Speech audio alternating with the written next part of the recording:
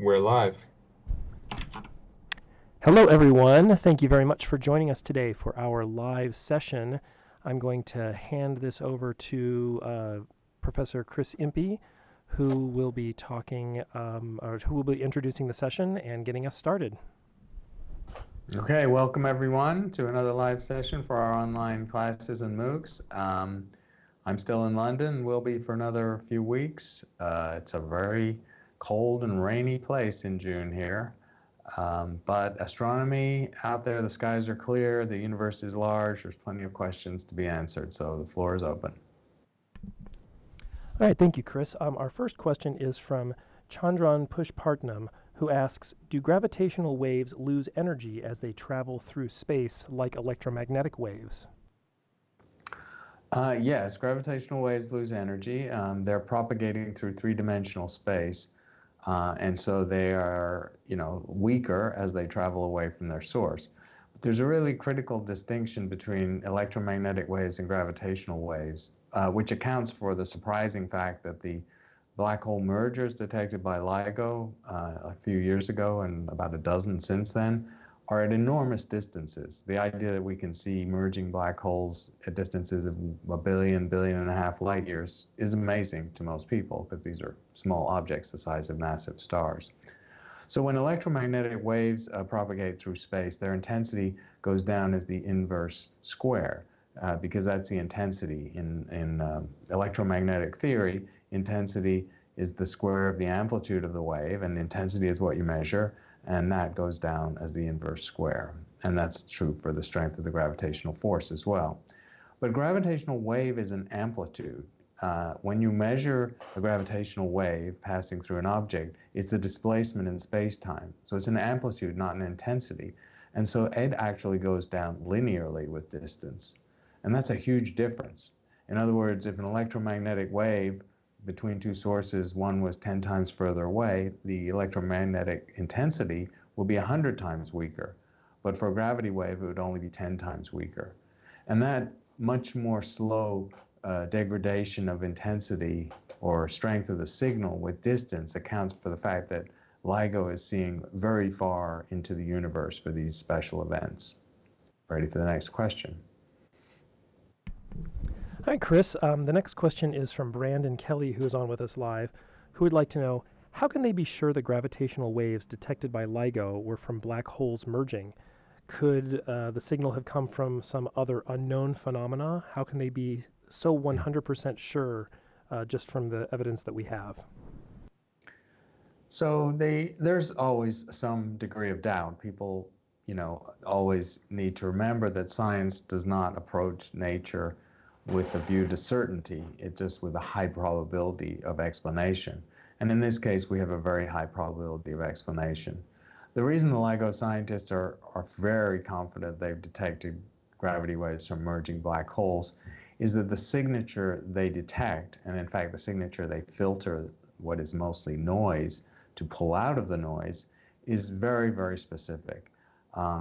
If you've probably seen these sort of increasing, these crescendo plots of the intensity of the gravity waves, which turned into an audible signal of frequency is in the few hundred hertz range, so audible, and they call them chirps in that sense, and a crescendo in frequency. That pattern, that rising crescendo, and then rapid dropping off with a small ringing afterwards, that's exactly what is predicted in numerical and gravitational theory and in models and simulations of black holes merging. And it's really quite particular to those objects. It would not be the same thing for neutron stars merging, and certainly not normal stars merging, which wouldn't produce gravity waves of any strength that can be detected. So it's the incredible specificity of the signal. It's quite peculiar and quite specific, and the exquisite match to pure theory and to simulations that give the astronomers a lot of confidence that that's what they've detected and that they know what they're detecting. Ready for the next question. All right, Chris, thank you very much. The next question comes from Ilsa Martin, who is on with us live, who asks, why won't the James Webb telescope be serviceable from Earth? It seems very risky. It is risky. The James Webb Space Telescope is a 8 billion, probably close to $10 billion gamble by the time it's launched. It's not a gamble in the sense that the technology behind it is proven technology. The mirrors are exquisite. The telescope assembly has mostly been tested. It had a few late problems. The instruments work, and the whole thing has now been put together and tested on Earth before launch. So it's not risky in that sense. The reason it had to be put at a Lagrange point, so basically a distance of 1,000,000 kilometers from the Earth, very, very far from the Earth, in an unserviceable location, is that this telescope needs to be in a very quiet part of space. Low Earth orbit, where the Hubble Space Telescope is, maybe 250 miles up, is a kind of dirty astronomical environment. There are radiation backgrounds, there's Earth glow, obviously the sun has to be avoided. There's airglow, even that high up. There's sort of diffused, very, very diffused remnants of the atmosphere that cause emission. And also in the orbital circles where the Hubble is going, there's space debris. Sometimes that space debris heats up, sometimes it glows. So the Hubble Space Telescope is not in a very clean astronomical environment for noise and signals. James Webb is a mostly infrared telescope, so very sensitive to low temperature noise or heat. And so it needed to be as far from the Earth, which is a heat source, as possible, and as far from the atmosphere, which is a source of heat, and space debris, which is also hot. So it's a sensible place to put a telescope like this. It's also a quasi-stable position where very modest amounts of energy can be used to keep the telescope at a fixed location relative to the Earth, Moon, and Sun. So it's a natural place to put satellites. So the WMAP satellite, which many people are aware of, that did incredible work on the microwave background, was also at a Lagrange point, and now a handful of other missions. So it's not only the James Webb. It is unserviceable, though. That's very much further than any astronauts can go. Astronauts have only ever been into low Earth orbit, except for the moon missions. And of course, this is even further than the moon. So it has to work, basically. Otherwise, it's $10 billion space junk. Ready for the next question. All right, thank you, Chris. Our next question is from Richard Elkins, who's on with us live, who asks, what are the odds of finding a life form based on another covalent element, such as silicon? The odds could be good if we knew how to look for it. So silicon sits in the same column of the periodic table, so its electronic structure is analogous to carbon, which means it has the ability to bond with other elements. Carbon is promiscuous, if you like, as an element, and it forms compounds with many other elements, and of course itself, meaning hydrocarbon chains, can be enormously complex and long. That's the basis of organic chemistry. Silicon has similar properties, not identical though. Compounds that you form with silicon can be large and complex, but in the end, chemically in detail, they're less stable than carbon-based compounds. So silicon chemistry is not quite as supple or sturdy as carbon-based chemistry. That doesn't mean it's implausible that complex silicon-based chemistry could have led to some strange form of biology. So chemists and biochemists try to keep an open mind. And it would be a good second bet if you wanted to find life that was completely different from terrestrial life. At the moment, none of the putative life detection experiments do anything around searching for silicon-based biochemistry. At the moment, we naturally want to look for the thing that we know exists, which is carbon-based biochemistry.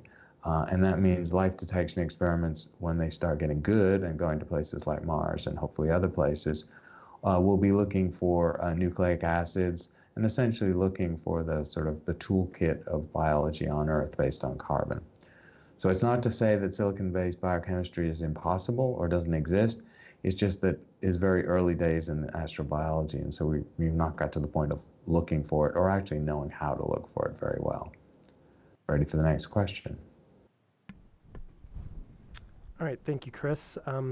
D. Watson, who is on with us live, would like to know if it is possible that the speed of light has slowed over time. It's an interesting question, and it's part of a larger research agenda in physics, which is to see if any of the fundamental constants that we now measure in the lab very accurately have evolved over cosmic time. That would include the speed of light, the Planck constant, the fine structure constant, other, these are the fundamental constants of nature around which other calculations and quantities that apply to subatomic matter are derived. There's no sign of that, of any evolution in these quantities over cosmic time, but it's actually very hard to do an experiment to test changes in the speed of light. We receive light from different parts of the universe, and then we assume the speed of light to calculate a distance that it would have traveled, and therefore the distance to objects with certain redshifts. Now, if the speed of light was varying over cosmic time, that would affect those calculations. The trouble is we're using those calculations to test a cosmological model. So we need some independent verification of the cosmological model to use that data to then show that the speed of light had varied. This is just a circular argument. So at the moment, there's no simple way to test for the speed of light varying. Also, there are no really good physical theories that have that as prediction. I mean, anything can happen, of course, in nature and in physics, but you have to have a reason to expect the speed of light might vary over cosmic time, or maybe with distance from the Earth. And there's no physical theory that predicts it. So it's sort of a niche that is not getting a lot of attention at the moment. Ready for the next question? All right, our next email is from Robert Brady, who sent an email asking that about something similar to the Northern Lights has been reported on Mars, yet Mars does not have a magnetic field. So how is that possible? So it's a much more subtle effect than the Northern Lights. The Northern Lights are, of course, caused by the interaction between cosmic rays, solar radiation, and the magnetosphere of the Earth. So high energy particles coming into the upper atmosphere, interacting with the magnetic field and the ions in the upper atmosphere, because there's a lot of energy there, so the electrons are stripped off the atoms, and that therefore glows. And the colors are just due to the different chemical elements that exist in the upper atmosphere, mostly oxygen, of course. Mars doesn't have the same thing going on, but its atmosphere, while thin, is 1% of the Earth's atmosphere. And so cosmic rays that impinging on the Mars atmosphere will cause excitation and ionization of the mostly carbon dioxide in the atmosphere, and lead to some airglow. So there is a subtle airglow expected just from interactions with cosmic rays. What's missing, of course, is the complex structure that's imprinted on this by the magnetic field of the Earth, where these particles spiral along magnetic field lines and the Earth's north and south poles, but Mars doesn't have the same behavior. So that you can get ionized interactions between cosmic rays from the sun and the atmospheric particles on Mars that will lead to some very feeble form of airglow. Not quite as good as an aurora, though. Ready for the next question? All right, we have another Mars question from one of our live viewers. Prabir Adhikari asks, is it true that if a person stands on the surface of Mars, he will experience tremendous difference of temperature between head and foot due to the lack of oxygen or air? I don't think that's technically true. I mean, the Martian atmosphere is thin. Mars is very cold. The atmosphere, in principle, the atmosphere could conduct heat away from the surface and radiate it out into space, but that's not going to make a gradient that's a substantial gradient over the 2 meters of the human height. So I think there's no extreme gradient, but there is, of course, radiation of heat from the surface straight out into space. It's not mediated or buffered by the atmosphere because the atmosphere is so thin. So maybe that's what the question is alluding to, the fact that there is a sort of thermal flow from the irradiated surface of Mars out into space, and a person, would be witness to that and would be able to measure it. Ready for the next question? All right, the next question is from a live viewer. Saddam Wazir asks, since dark matter is not ordinary matter and it doesn't interact with ordinary matter, how is it possible to detect it with a detector made of ordinary matter? Yeah, good question. So it does not that it doesn't interact with normal matter at all. So just to clarify that statement, dark matter is a particle, we think, a subatomic particle, and so of course it has mass, and so it does exert the force of gravity as normal matter does. So just even though that's a very tiny force, dark matter and normal matter both have gravity, and they would have gravity, a large chunk of dark matter would interact with a large chunk of normal matter with the gravitational force. What dark matter does not have, we think, is electromagnetic coupling. So it doesn't couple to electromagnetic radiation. And that means it doesn't scatter light, it doesn't absorb light, it doesn't emit light. And so we can't look for it through electromagnetic radiation. But dark matter is a particle, and so the dark matter experiments that are mostly based on the Earth and positioned in deep mines are using the mechanical effects of dark matter particle collisions with normal matter. So in practice, and we hope, the way dark matter will be detected is by those dark matter particles actually just colliding as particles with normal particles, just a mechanical thing. And that mechanical collision in a very pure semiconductor, for example, or something like a cleaning fluid, a very pure liquid, either detector, leads to a signal. Either the collision can either create a phonon, which is a sort of analogous to a sound wave, or it can create radiation just from the deposition of energy. And that's the signal that's being looked for in these direct detection experiments. So dark matter we detect by gravity on very large scales, and on the tiny scales where the individual particles are concerned, we actually just look for collisions with normal matter. Ready for the next question. All right, another one of our live viewers would like to know, if you could send a science mission to anywhere in the solar system with budget as no issue, where would you go and why? I think, along with a number of my colleagues at the Lunar and Planetary Lab who think about this a lot of the time, and they wish, of course, they had more money to fund the missions they can dream of, I would probably go back to Titan. So Titan is the large moon of Saturn that has a nitrogen atmosphere, so made of the same stuff our atmosphere is made of, and actually with twice the pressure at the Earth's surface at its surface. So it's a strikingly similar atmosphere to the Earth. It's a very cold world, of course, that far from the sun, and the liquid oceans on Titan are ethane, methane, mixed with a little ammonia and a little water. And so that would be a fascinating place to send a mission. At the moment, we've had orbiters, of course, around the Saturn system, Cassini most notably. And Cassini made a number of flybys of Titan. And then the Huygens lander sent back data, just about half an hour data, and that's almost 15 years ago. And we haven't been back since.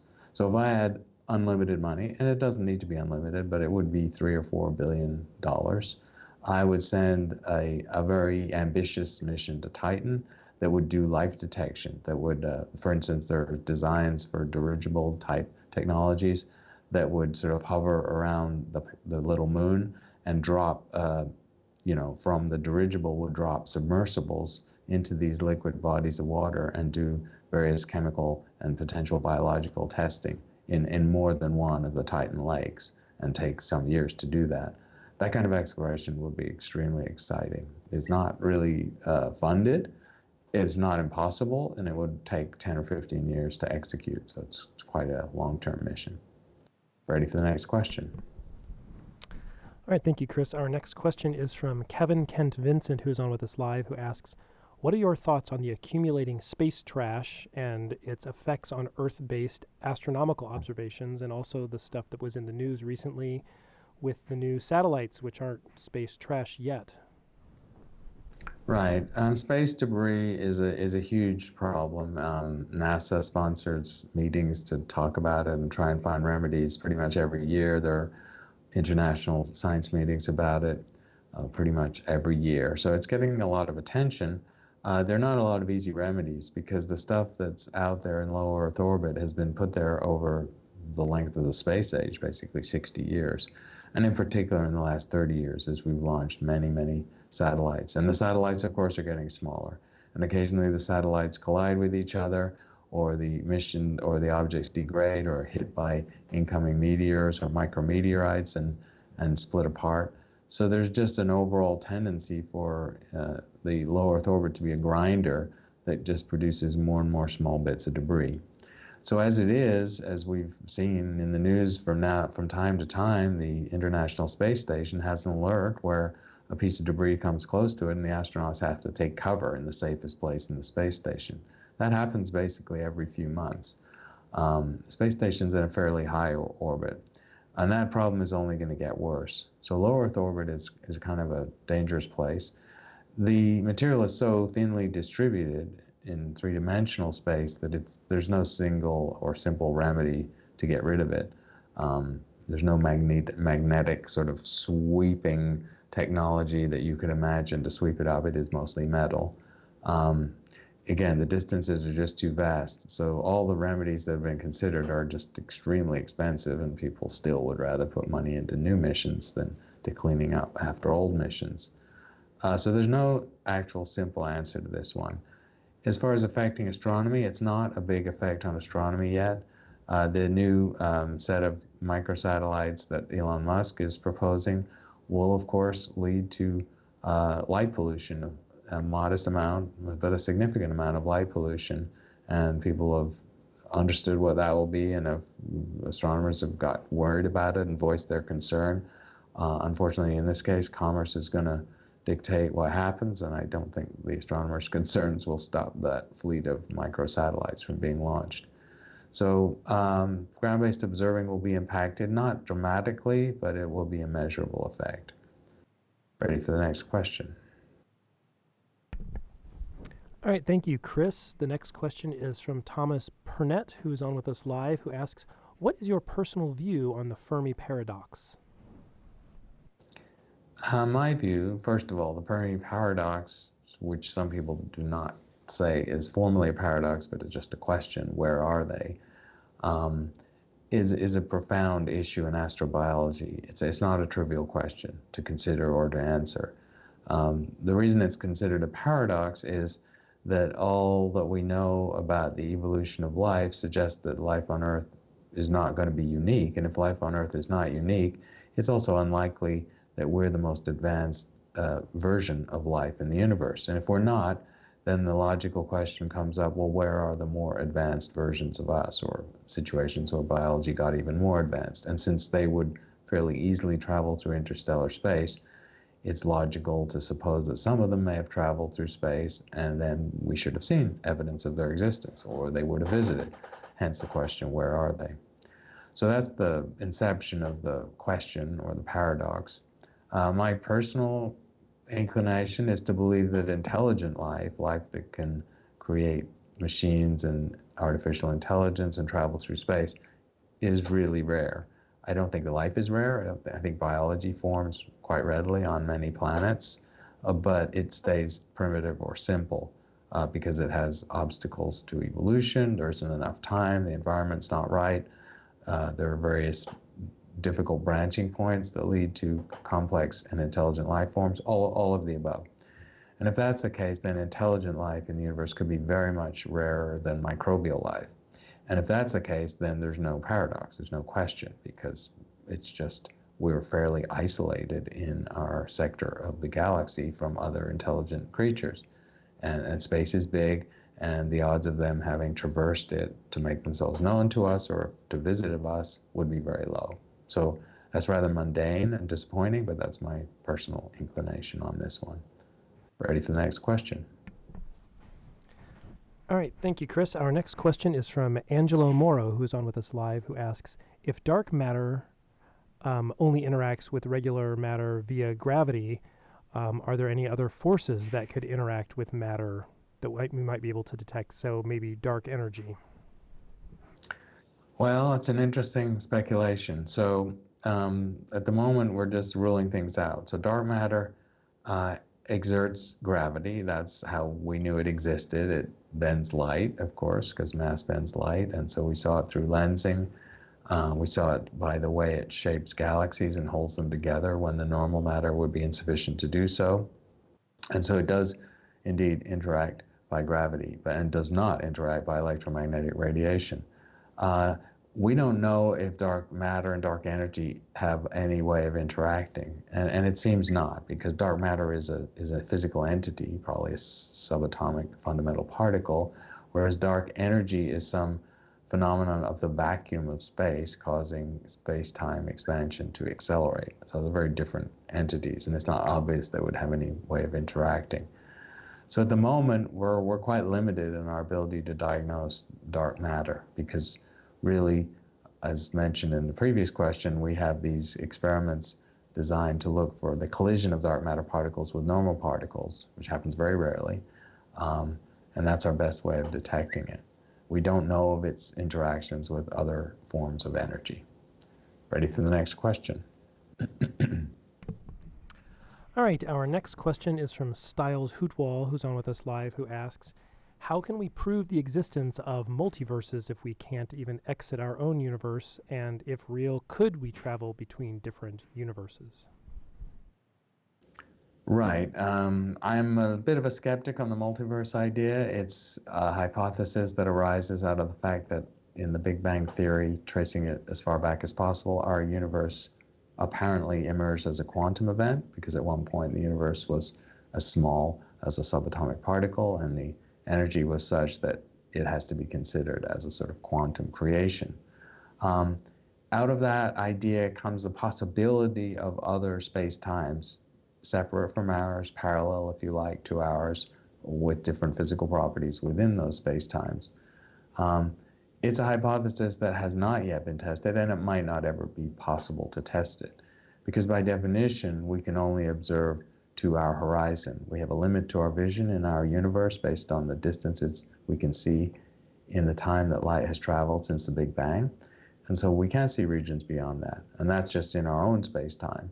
Other space-times, really, we have no way of even understanding how we would detect them. Some people have suggested, and it's again speculation on top of speculation, that gravitational waves might leave imprints between the various universes in a multiverse. But there's no concrete theory to predict the strength of those signals or to make a unique prediction of what they would look like so we could test it. So at the moment, I'd say the multiverse hypothesis is sort of metaphysics, maybe philosophy, but not pure science. And I don't think it's testable at the moment and may never be. Ready for the next question? Thank you. Our next question is from Saturni, who's on with us live, who would like to know, what is a white hole? A white hole is a sort of hypothetical counterpart to a black hole. That is under the hypothesis that a black hole is a pinched off piece of space-time that might hypothetically connect to another part of the universe. So space-time, sort of a portal, if you like, between very different physical locations by the space-time being curved and pinched together so that it's a white hole at one end and a black hole at the other end. So things going into the black hole and coming out of the black hole. You can imagine, or the white hole. So you can imagine that symmetry. So that's the hypothesis of a white hole. But our universe is very smooth. It's very linear. And so there's no evidence that black holes are pinched off together with another region of space-time such that you can move from one region of space-time to another through the black hole and out of the white hole. There's no indication that that happens in our universe. So it's a pure hypothetical construct, the white hole. And as for whether it's testable, well, it could be testable. If we saw energy emanating from a region of intense gravity where there was no plausible physical mechanism for that energy coming out, then we might be looking at something like a white hole, but nobody's seen that yet in astrophysics. Ready for the next question? All right, our next question is from Alejandro Torres, who's on with us live, who asks, if the possibility exists that microbial life exists on Mars and we manage to study it, could it lead us to contract diseases or something that could make us sick? That's a real concern. If Mars has life, especially if it has existing life, it has fossilized life from 1 billion years ago, then it really doesn't matter. It's not a pathogen that can affect us at all. It's just a fossil. But if there is life still on Mars, and it would have to be under the surface in aquifers or underground, because really microbes cannot survive the surface with the almost perfect vacuum and cosmic rays and UV radiation. If that life is found, then yes, we would have to worry about if it has the same biological basis, then and it's microbial. I mean, it could be bacteria, and of course it could be viruses. Viruses are not viable on their own, but they live symbiotically with bacteria. So if we find Martian bacteria, then there could of course be Martian viruses, and there could be Martian pathogens, sort of analogs to the prions that we have on the Earth, which are the folded proteins that wreak havoc with things like Jacob-Creutzfeldt disease. Mad-cow disease, as it's known in the animals that get it. These are scary possibilities from another form of life on Mars, and so extreme caution will be taken if we get to the point of digging under the surface and looking for and then potentially finding microbes. Obviously, they will never be brought back to the Earth if there's any doubt about what their effect on the Earth might be. The astronauts will be protected and will have various ways of sterilizing themselves before they go back into their habitat. So really high levels of precaution will be taken when we potentially encounter life on Mars. Ready for the next question? All right, thank you, Chris. Our next question is from, again, Richard Elkins, who is interested in Titan and has a follow-up question. Given that some life on Earth thrives in methane on the seafloor, could Titan be a place to find methane or ethane-based life? Yes, there have been methanogen microbes. In fact, the early history of microbial life on the Earth had a phase when, before photosynthesis evolved, when life was methanogenic, which is to say it had a metabolism based on methane. Methane's a trace gas on the Earth and in the Earth's oceans and even at hydrothermal vents, but it's a significant potential energy source, chemical energy source. So yes, since Titan has ethane and methane, it's entirely possible that it harnesses methane as an energy source if life potentially exists on Titan. And it could do it in a very analogous way to the way that life on Earth has done it. But otherwise, the chemistry of the Titan lakes is very different from the Earth. So the way the biochemistry evolves and looks, and its configuration and its design and its molecular processes will be really very different from the Earth. Ready for the next question?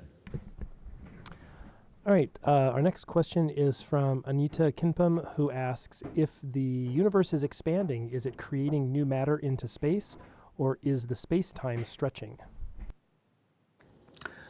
It's generally presumed the latter, that the expansion of the universe is just the stretching of space-time. Going back in the history of cosmology, before the Big Bang was accepted and before the evidence for the Big Bang became conclusive, there was a rival theory called the steady-state theory. The steady-state theory was really proposed by Fred Hoyle and Tom Gold because they aesthetically didn't like the idea of a Big Bang. They thought it was kind of crazy to just spontaneously create a universe of 100 billion galaxies from nothing instantly. And it's kind of an outrageous idea, it's true. And so to get around that, and to accept Hubble's expanding universe, they hypothesized that the voids of intergalactic space were just spontaneously creating matter at a very low rate. And because space is large and the mean density of matter is so low, you only have to create, one new hydrogen atom or proton per year per many cubic meters for their theory to work. And so you'd have constant density, creation of new matter, then the universe gets bigger and bigger. They called this the perfect cosmological principle because in the steady-state theory, the universe looks the same at any place and also at any time. Whereas in the Big Bang, obviously, the universe is very different early when the universe was hot, small, and dense. So that's a sort of mode, the steady-state theory, like as the question implies, where matter is being created in the vacuum of space. At the moment, we don't think that's happening, however. In our expanding universe, as objects move further and further apart, they are literally just being carried by the expanding envelope or container of space-time. Ready for the next question. All right, thank you, Chris. Our next question is from Sem Vandervecht, who asks, how long will it take for the Earth to become uninhabitable if it keeps warming up at such a fast rate and we don't do anything to prevent it? Well, that's a very tricky question because, of course, the models are just really not good enough. In the long astronomical future, regardless of what we do with our impact on the Earth's environment and climate, the sun will gradually run hotter as it gets older, and that will increase the Earth's temperature. And so in about 500 million years, well before the sun runs out of fuel, the biosphere will be hot enough that life on Earth will be extremely challenged everywhere. That's just a natural consequence of astrophysics on a long time scale. But we, of course, are impacting the Earth's climate and temperature on a short time scale. The carbon dioxide in the atmosphere has increased by 30% or so in the industrial era to about 450 parts per million. And that's a level which, if continued, will lead to temperature rise of a few degrees in the next 20 years or so. What happens after that is very hard to tell.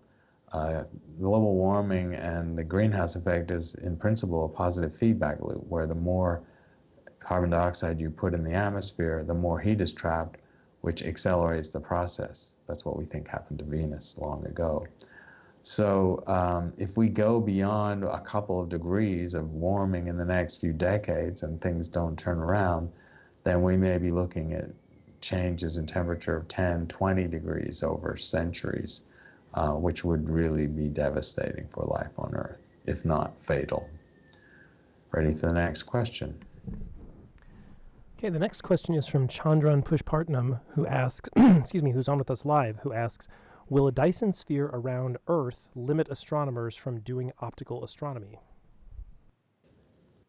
A Dyson sphere around the Earth, yes, it would be very limiting. It would also be an incredible construction. So a Dyson sphere, to recap, is a concept really from science fiction of a civilization that learns how to trap much more of the radiation from their star than they naturally receive. So we receive about 1/100000th of the sun's radiation because the Earth, at the large distance it is and the size it is, just intercepts 1 part in a billion of the sun's radiation, which flows in all directions. A Dyson sphere around the sun would be a way of trapping the radiation from the entire sun and presumably beaming it back to the Earth to give the Earth much more than that 1 part in a billion that it naturally gets. It's not clear why you would want to build a Dyson sphere around the Earth, an energy trapping sphere, except maybe to trap the heat that radiates away from the Earth and recycle it somehow, so as a way of making the Earth more efficient in its use of energy. But I think the cost of doing that, of making a physical construction that is essentially the size of the surface area of the Earth, a vast area, is really implausible. So I don't see a Dyson sphere around the Earth as being any kind of a plausible construction. Ready for the next question. All right, Chris, the next question comes from Saturni, who's on with us live, who asks, can there be a quark star? The idea of quark matter is well posed in physics. So some dense remnant stars, this is not something that can happen in a star like the sun or a normal star just doing its fusion process because the densities, even in the core, are too low. But in advanced states of stellar evolution where we go to white dwarfs and then beyond that to neutron stars and black holes, there's speculation that matter can degrade, especially when it's very dense and also very cold, that you can have pure quark matter, where essentially quarks are liberated in a way that's not seen in normal matter. So this can only happen at extremely high densities. So people have speculated about the existence of quark matter in the dense cores of remnant stars. It's not clear how you would show that you detected quark matter because the quarks themselves don't lead to any particular signature of electromagnetic radiation, so it's not clear what you would measure. Diagnosing the nuclear state of the nuclear state of matter in a remnant star is also very difficult. We barely know how to measure what's going on with neutron stars. So it's a very interesting and well-posed speculation from physics that at the moment we don't know how to test. Ready for the next question? All right, thank you, Chris. Our next question is from Styles Hoot Owl, who's on with us live, who asks, why does gravity seem to be the odd one out among the fundamental forces?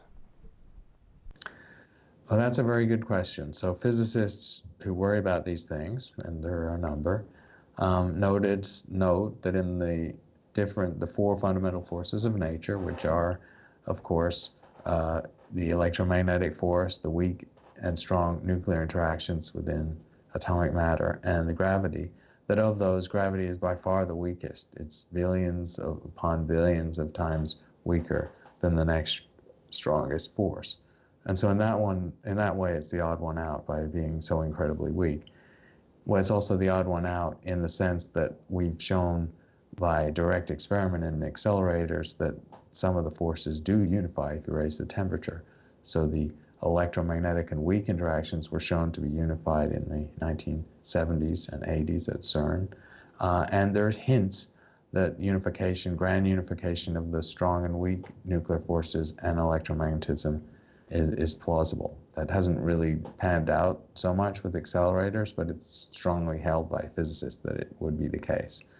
So gravity's the odd one out there too, because nobody's figured out a good theory or mechanism to unify gravity with the other three fundamental forces. So it's a philosophical question almost. Why is gravity so weak? Why do we have four forces, and why are they all the specific strengths they are? You could ask it of the other forces, not just gravity. People who try to explain this, of course, have had to reach for an underlying theory that pulls all the forces together and provides an explanation for their relative strengths.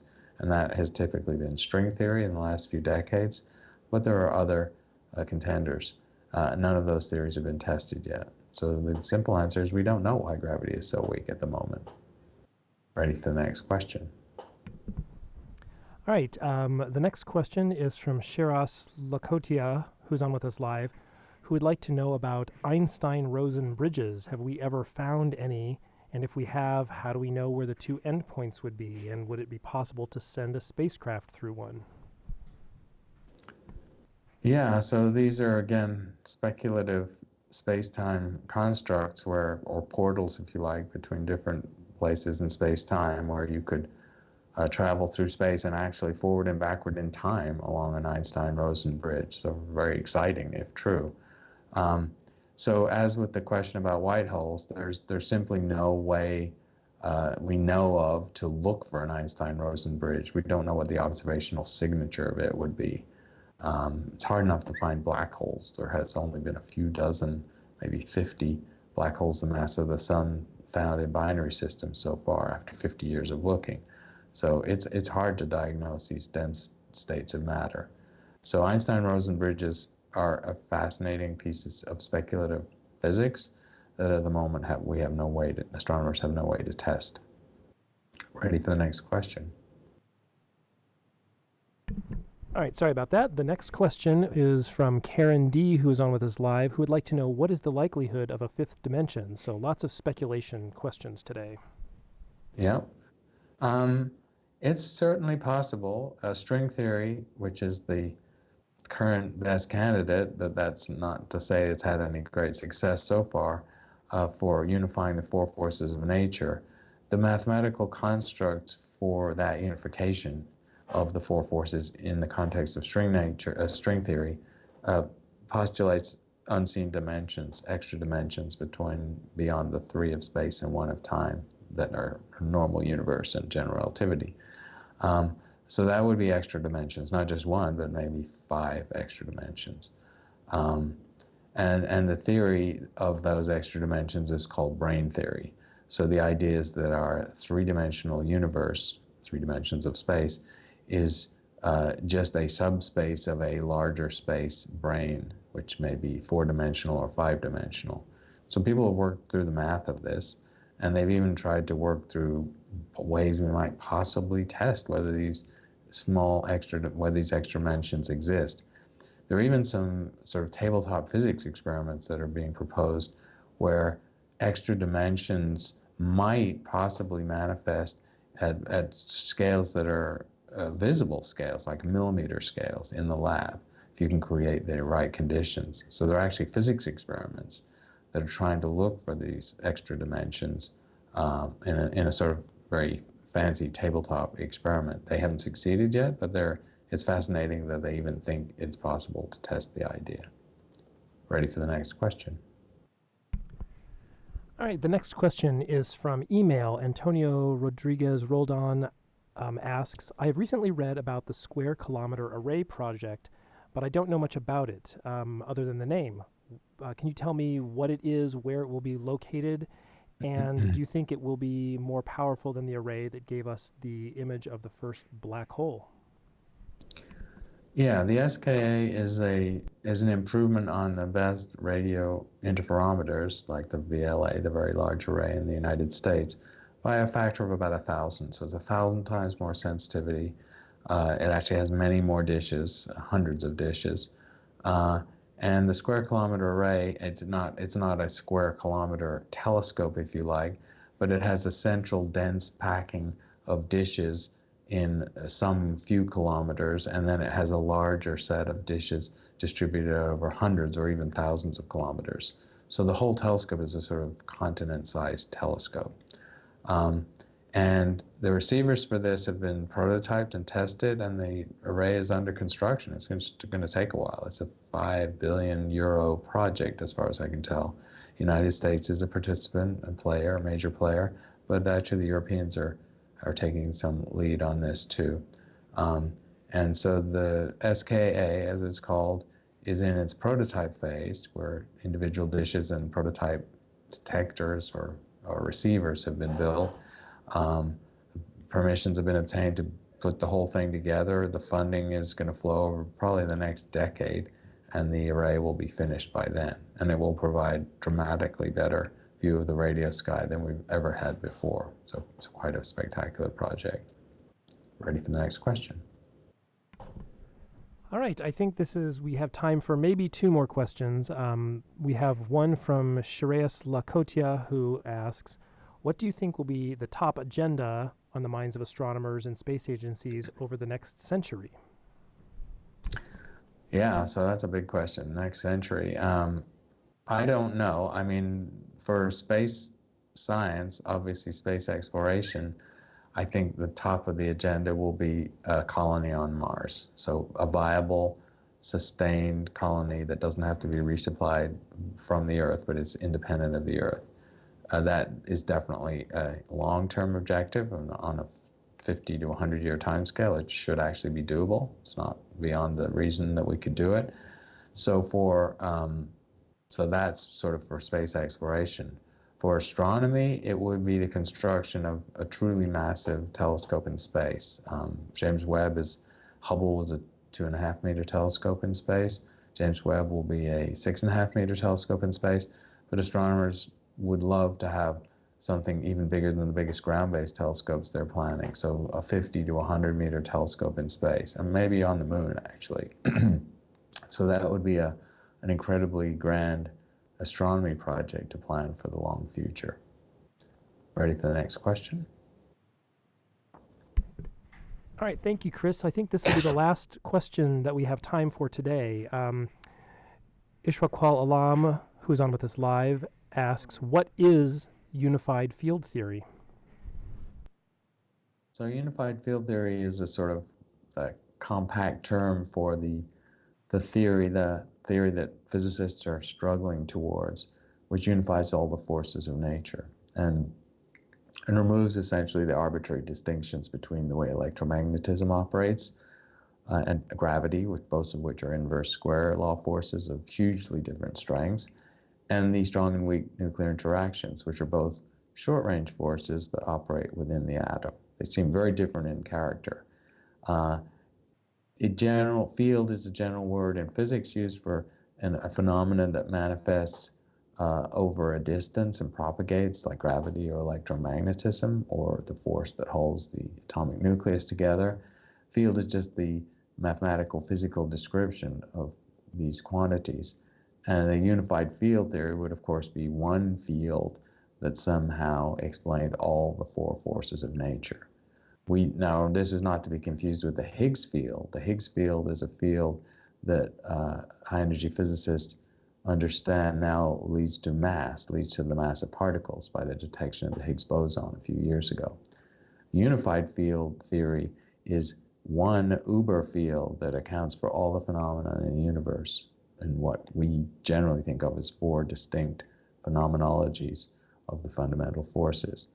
Nobody knows what that unified field theory is going to look like. Einstein, as many people know, spent the last 20 years of his life pretty much fruitlessly searching for a unified field theory. String theory is one possible option for that, but it's been 30 years in running that people have been working on string theory, and it hasn't proved the panacea that people hoped. So I think we're still looking for the unified field theory. And that is the end for this session. I appreciate your questions. Very interesting, very speculative, some of them, which is fun. We'll be back in a couple of weeks. Meanwhile, thank you for participating. And thanks to our helpers in the studio. All right, thank you very much, Chris. Again, this is the team thanking you, all of the students and the public for participating. So I'm Matthew, Victoria, and Martine. We're all here helping out this morning. We hope that you have a great day. Take care.